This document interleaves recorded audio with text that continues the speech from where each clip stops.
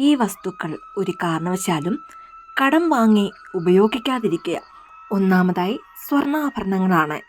ആഭരണങ്ങളെ ലക്ഷ്മി ദേവിയുടെ അടയാളമായിട്ടാണ് കണക്കാക്കുന്നത്.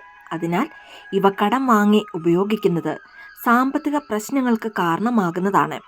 ലക്ഷ്മി ദേവി സമ്പത്തിൻ്റെയും ഐശ്വര്യത്തിൻ്റെയും ദേവതയായതിനാൽ ഇവ കടം വാങ്ങുന്നതിലൂടെ ദേവിയുടെ അപ്രീതിക്ക് കാരണമാകുന്നതാണ്. മാത്രമല്ല ഐശ്വര്യം ഇല്ലാതാകുന്നതുമാണ്.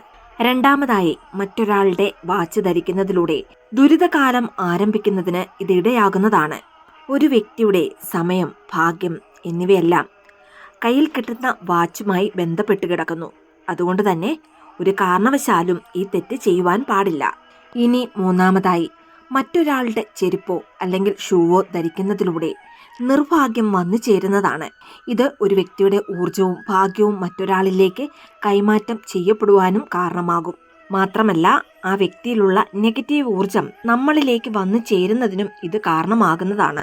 ഇനി അവസാനമായി വളരെ പ്രധാനപ്പെട്ട സമയങ്ങളിൽ അല്ലെങ്കിൽ പ്രധാനപ്പെട്ട കാര്യത്തിന് പോകുമ്പോൾ കടം വാങ്ങിയ പേന ഉപയോഗിക്കുവാനും പാടില്ല.